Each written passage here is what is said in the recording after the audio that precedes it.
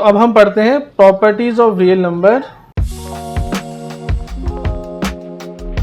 With respect to multiplication.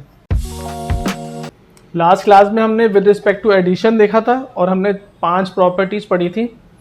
पहली property हमारे पास closure थी, दूसरी प्रॉपर्टी मेरे पास कम्यूटेटिव थी, तीसरी प्रॉपर्टी मेरे पास एसोसिएटिव थी, चौथी प्रॉपर्टी मेरे पास एडिटिव आइडेंटिटी थी और पांचवी प्रॉपर्टी मेरे पास एडिटिव इन्वर्स था।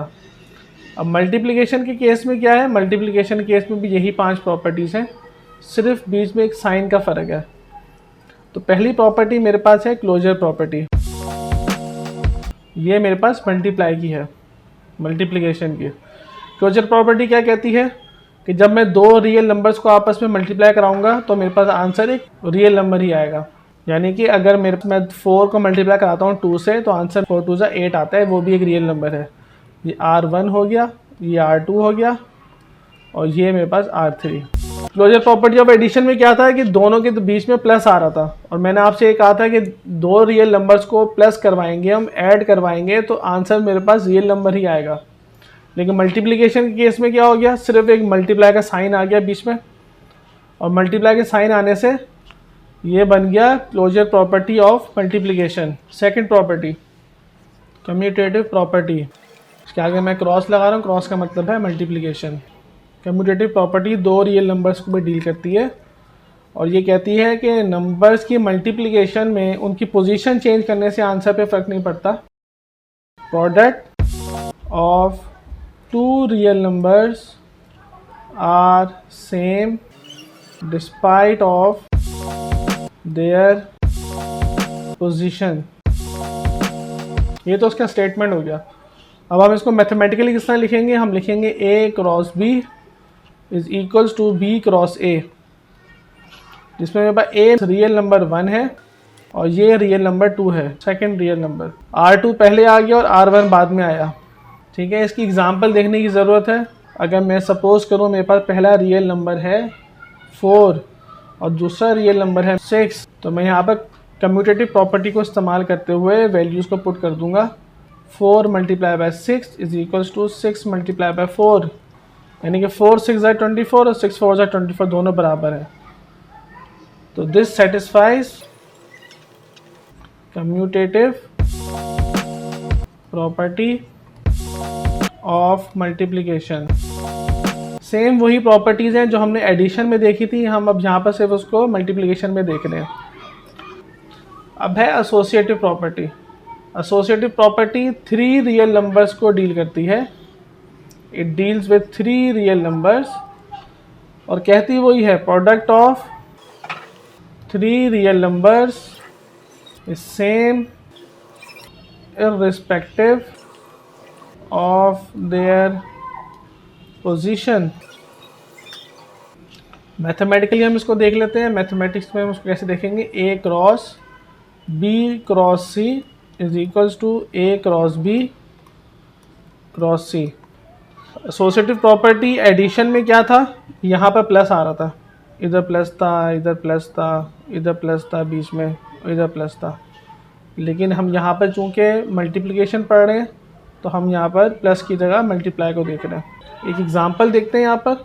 अगर मैं A सपोज करूँ 4 है, B सपोज करूँ मैं 2 है और C मेरे पास 1 है, तो क्या हमारी एसोसिएटिव प्रॉपर्टी सेटिस्फाई होती है इधर। मैं इसकी जगह इसकी वैल्यू पुट कर देता हूँ।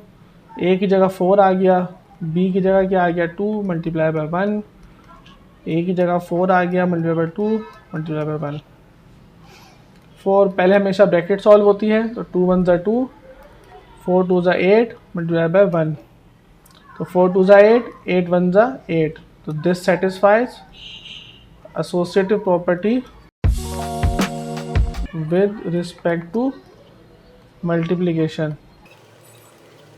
आप कहेंगे ये तो बहुत आसान एग्जांपल बता रहे हैं, और ये एक फ्रैक्शन वाली एग्जांपल भी ले लेते हैं, घबराना नहीं है आपने। मैं दोबारा सपोज करता हूँ A इस केस में मेरे पास 1/2 है, B मेरे पास 3/2 है और C मेरे पास 2/5 है। तो मैं अपनी एसोसिएटिव प्रॉपर्टी को लिखता हूँ ए क्रॉस बी क्रॉस सी बराबर है ए क्रॉस बी क्रॉस सी। ए की जगह ए की वैल्यू आ जाएगी 1/2 मल्टीप्लाई बाय ब्रैकेट में 3/2 मल्टीप्लाई बाय 2/5। फिर ब्रैकेट बनाऊंगा मैं 1/2 मल्टीप्लाई बाय 3/2 और क्रॉस 2/5। सिर्फ मैंने वैल्यूज़ को उनकी जगह पे अभी पुट किया है। यहाँ तक किसी को कोई सवाल है? अब मैं इसको सॉल्व करता हूँ। 1/2 मल्टीप्लाई बाय, जब दो फ्रैक्शंस आपस में मल्टीप्लाई होते हैं तो न्यूमरेटर न्यूमरेटर से मल्टीप्लाई होता है, डिनोमिनेटर डिनोमिनेटर से मल्टीप्लाई होता है। तो 3 2 ज़ा 6 अपॉन 2 5 ज़ा 10। यहाँ पर भी दो फ्रैक्शंस हैं तो न्यूमरेटर न्यूमरेटर से मल्टीप्लाई होगा। 3 1 ज़ा 3 और 2 2 ज़ा 4 मल्टीप्लाई बाय 2/5। अब अगेन मेरे पास दोनों तरफ दो दो फ्रैक्शंस आ गए। तो फ्रैक्शन के केस में हम उसी तरह मल्टीप्लिकेशन करेंगे, न्यूमरेटर को न्यूमरेटर से। 6 1 ज़ा 6 और 2 10 ज़ा 20। यहाँ पर 3 2 ज़ा 6 और 4 5 ज़ा 20। तो यहाँ पर भी हमारी प्रॉपर्टी सेटिस्फाई हो गई है, लेकिन हम मज़ीद को सॉल्व कर सकते हैं। दोनों इवन नंबर्स हैं मेरे पास, तो 2 3 ज़ा 6 और 2 10 ज़ा 20। तो 3/10 इज इक्वल्स टू 3/10। हम यहाँ पर कह सकते हैं this satisfies associative property of multiplication. हमने अब तक 3 प्रॉपर्टीज़ पढ़ ली विद रिस्पेक्ट टू मल्टीप्लिकेशन। एक थी मेरे पास क्लोजर प्रॉपर्टी, दूसरी थी मेरे पास कम्यूटेटिव और तीसरी मेरे पास थी एसोसिएटिव। कम्यूटेटिव प्रॉपर्टी क्या कहती है? कम्यूटेटिव प्रॉपर्टी कहती है कि दो रियल नंबर्स को मल्टीप्लाई करने से एक रियल नंबर ही आंसर में आता है। कम्यूटेटिव प्रॉपर्टी दो रियल नंबर्स पे डील करती है और क्या कहती है कि नंबर्स की पोजीशन चेंज करने से आंसर पे फ़र्क नहीं आता, आंसर सेम रहता है। एसोसिएटिव प्रॉपर्टी 3 रियल नंबर्स पे डील करती है और ये भी सेम यही कहती है कि पोजीशन चेंज करने से आंसर पे फ़र्क नहीं आता, आंसर सेम रहता है। अब मैं देखता हूँ अपनी चौथी प्रॉपर्टी। वहाँ पर मेरे पास क्या था? एडिशन के केस में एडिटिव इन्वर्स था और एडिटिव आइडेंटिटी थी। यहाँ पर मेरे पास मल्टीप्लिकेटिव आइडेंटिटी होगी, क्योंकि हम मल्टीप्लिकेशन को देख रहे हैं। मल्टीप्लिकेटिव आइडेंटिटी जब भी आएगी आपने उसको सपोज करना है 1, ठीक है। एडिटिव आइडेंटिटी मेरे पास 0 थी, एड आई लिख रहा हूँ मैं। एडिटिव आइडेंटिटी मेरे पास 0 थी। मल्टीप्लिकेटिव आइडेंटिटी मेरे पास क्या है? 1। किसी भी नंबर को मैं 1 से मल्टीप्लाई करूँगा, आंसर मेरे पास वही नंबर आएगा, ठीक है। किसी भी रियल नंबर को जब मैं 1 से मल्टीप्लाई करूँगा तो आंसर वही रियल नंबर आएगा, कोई और रियल नंबर नहीं आ सकता। ऐसे 4/1 इज इक्वल्स टू 4। बहुत आसान सी प्रॉपर्टी है। एक फाइनल मेरी प्रॉपर्टी है मल्टीप्लिकेटिव इन्वर्स। मल्टीप्लिकेटिव इन्वर्स क्या कहती है कि जब मैं किसी रियल नंबर को उसके मल्टीप्लिकेटिव इन्वर्स से मल्टीप्लाई करूँगा तो आंसर मेरे पास 1 आएगा। एडिटिव इन्वर्स क्या था मेरे पास? Opposite sign. मल्टीप्लिकेटिव इन्वर्स क्या है मेरे पास? इन्वर्स। इन्वर्स किसे कहते हैं हम? मैं आपको 4 दूँ, आप मुझे उसका 1/4 दे दो, यानी कि यहाँ पर मेरे पास 4 न्यूमरेटर में था और इधर मैं इन्वर्स में मैं इसको डिनोमिनेटर में ले गया हूँ।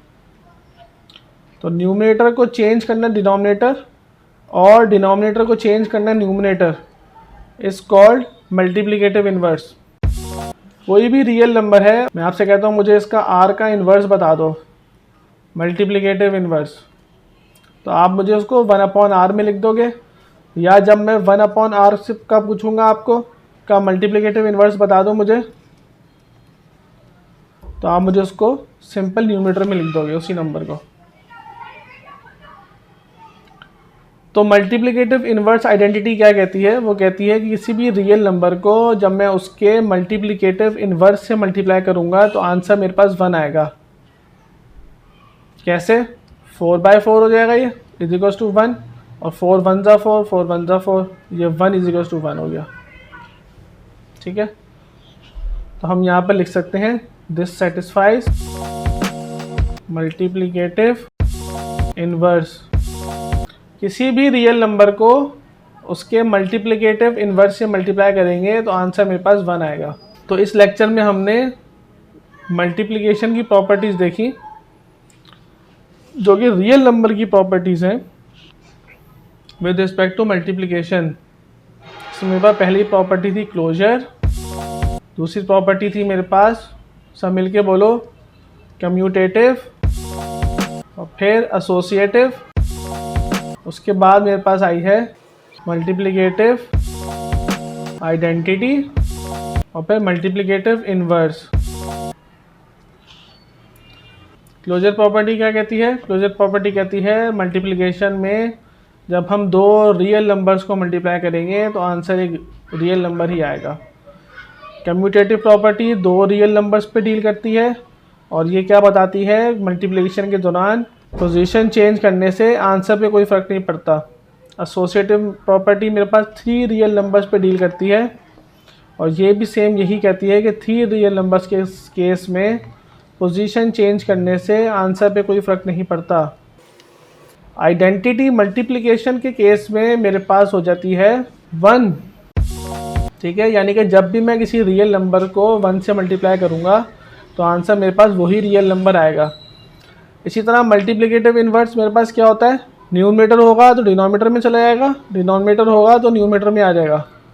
यानी कि 4 का मल्टीप्लिकेटिव इन्वर्स क्या होगा, 1/4, जिसका आंसर 1 ही आएगा।